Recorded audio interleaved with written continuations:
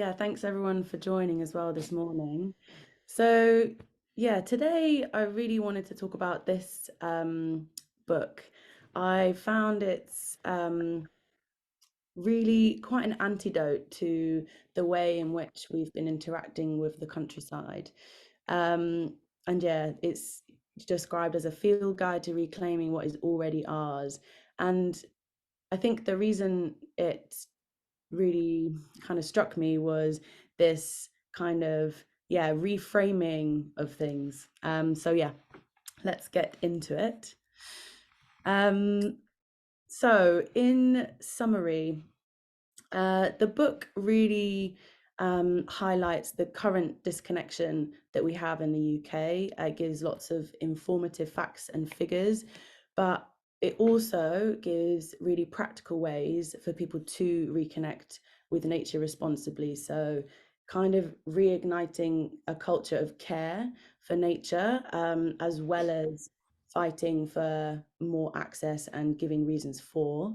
Um, One thing I also really enjoyed was this kind of ability to give some really sound arguments against some of the really common things people say when they don't want the public to access their land. So, for example, that the public are going to wreck it, or that it's just a place of business and the public have no place there. So, it really kind of opened my eyes to, I guess, a different way of viewing the current situation, and also reframing the word trespass, and creating a conversation with landowners for us to become a part of nature, and a part of the countryside rather than excluded from it. Um, so let's get into the things. Um, the first thing was this kind of stark reality that we currently have in the UK, where the public only have access to 8% of the land. Um, we have access to 3% of the rivers, which means that 92% of the land, and 97% of the waterways are technically off limits. Now, I'm sure that anybody who has been around private land has seen signs like enter this land and you'll be prosecuted, private property keep out, lots of warnings about CCTV, very like red signs. So it can be quite intimidating even when you are around these pieces of land. You kind of have this understanding that you shouldn't be there, and you kind of feel like you're doing something wrong, and actually that is the case for 92% of the UK. And I think that sort of figure really stuck in my head, at just how what a disparity that is, coupled with the fact that 1% of the population own 50% of the land. We're really starting to see the kind of inequality between land, and the public. Also, along with this kind of 92% figure that we're excluded from, lots of public money goes towards big landowners. So surely if our public money is going towards these places to, preserve, or restore, let's say, take care, then why are we also excluded from it? The book also highlights how this situation is really different to how things are in Scotland, for example, where people have the right to own land, much like they do here, but they don't have the right to exclude people from it. With certain exceptions, like near people's houses and near schools and crops and things like that. So it's very different in Scotland, which is just over the border. In Bavaria, they have written in the constitution, about care for the land and public access to the land.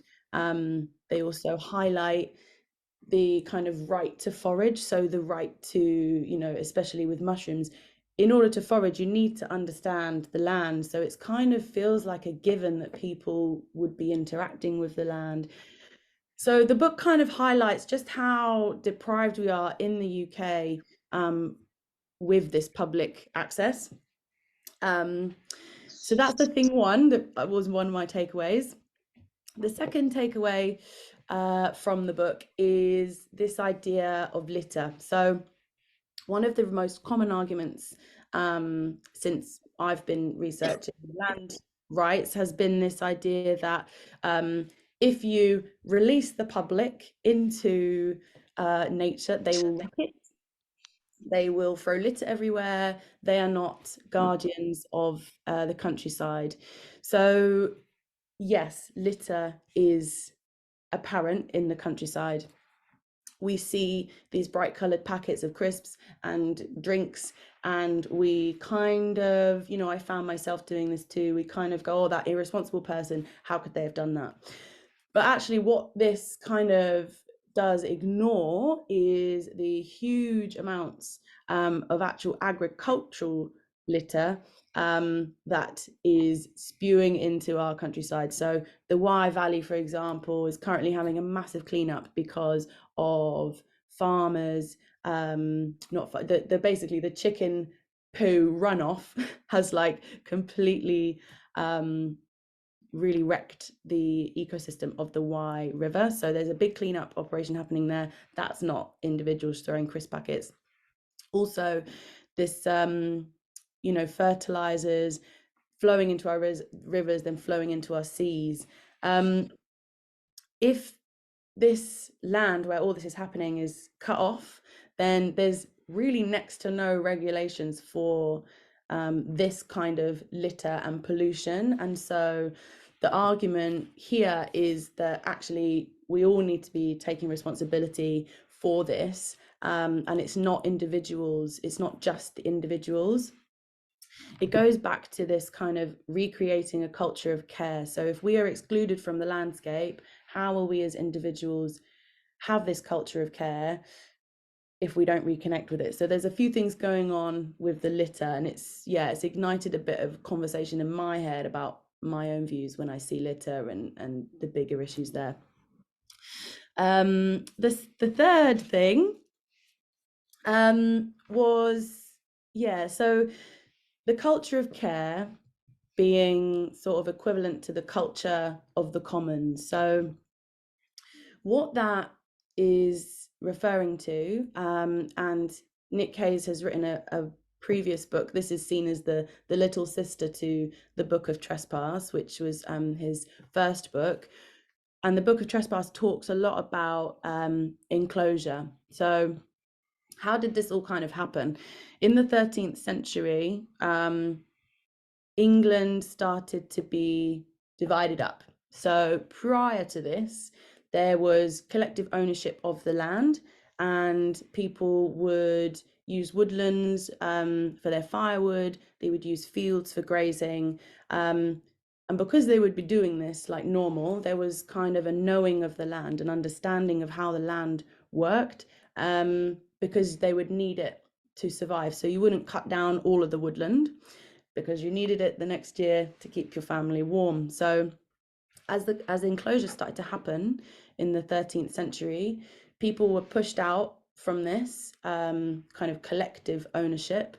Their livelihoods were taken away, and they ended up becoming very disconnected from the way of the land. So all of these kinds of folklore stories that we hear about, the law of the land, was something of like a reverence and a respect for how everything interacts, because people were living in it, because they needed to feed their cows. So they would all agree to rotate their cows or their cattle and sheep, and there was this understanding. So the kind of respect and direct connection to the land was very different.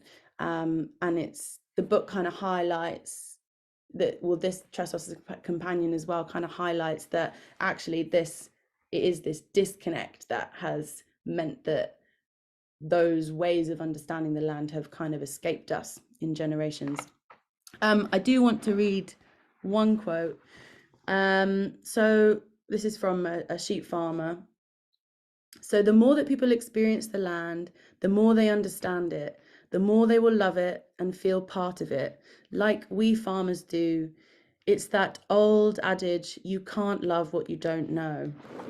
And I think that really does highlight, as I say, like how we view the land today. Like if we don't spend time there, how will we learn to love it? So the fourth thing, and one thing I do again really enjoy about this book is the kind of practical nature of it. So it's set out much like a magazine. There's quotes, there's interviews, and there's little tips, which, yeah, kind of give us this this ability to reconnect in quite practical ways. So one example is leaving a positive trace. So currently we kind of we have the countryside code, which says things like don't leave litter, pick up your dog poo bags. That doesn't quite work, the dog poo bags I've seen. You know, not to damage nature, don't have any fires. It's very like, don't do this, don't do that, kind of walk through nature as if you're not, don't touch anything, you might break it. And the book kind of gives a different perspective of positive trace. So what would it be like if when we went to these places we took litter that wasn't ours home? What would it be like if we saw a broken fence and reported it to the landowner? How can we sort of become more connected in caring for that place? Less of the kind of us versus them mentality and more this coming together for the benefit of nature. So whilst you're swimming, playing, dancing, having a picnic, whatever you're doing, you're also yeah, sort of caring for the landscape too. And then yeah, this idea of the countryside code, how that does need a bit of updating because it's quite yeah, sort of negative, as I say, and like doesn't quite engage people with the landscape. So again, we just kind of see how when we care for something, then we've got this, yeah, when we kind of connect with it, we've got this ability to care for it more. So it's really practical in that way, which I enjoy. And the fifth thing, and I guess the kind of sum up of the whole book is that this kind of degradation of the landscape in England correlates with the public's disconnection from it. So this idea that we need access in order to reconnect. Currently, the NHS is incredibly overwhelmed. And we know from countless studies, as well as our own experience, that access to nature and viewing landscapes, even literally, they've done some studies where if you're in a hospital bed and you can see a green space out of your window, your recovery time is better. So we know that engagement with the natural world increases our mental health, our spiritual health, if you want to go there, and also our physical health. So we need this desperately, and it's just so important for us to kind of make that connect. And yeah, as I say, with issues like the NHS, like what if we had more access and actually the NHS wasn't so overwhelmed, because a lot of people's as I say, mental, spiritual and physical health was kind of being taken care of by the landscape. And essentially the reality is that we've been excluded for so long and it hasn't made the countryside better. So it really kind of flips on its head this idea that if the public are sort of released into the landscape, that everything's going to go wrong. The reality is that the degradation of the land is really awful at the moment. You know, with people just ploughing the fields and fertilizers everywhere, and like it's not because of the public on the land. In fact, the public want to engage with the land if they're given the opportunity to. So, you know, one example where this doesn't happen is Alexander Darwell, who is somebody who recently tried to exclude people from wild camping on his land in Dartmoor. So as a lot of this kind of high profile reporters are going to the land, they found that actually he was releasing pheasants next to an SSRI site where there was a rare blue beetle, which he shouldn't have been doing. And so it kind of shows that just because people own all these grand swathes of land, it doesn't mean that they're necessarily taking care of it. So it's really important as members of the public, to be kind of making sure that that is happening. If all this public money's going there, and we're excluded from it, then why are these kinds of wildlife crimes happening on the land too? So this kind of exclusion from the landscape hasn't made things better, it's made things worse. So the kind of core message I'm getting from this book and from the Right to Roam campaign is this kind of responsibility to roam for the public, and this sense of communal care for the landscape, not just care from one person, because yeah, as I say, that doesn't always work. So yeah, just the message being for us to reconnect through exploring the landscape, and hopefully all come together for its restoration.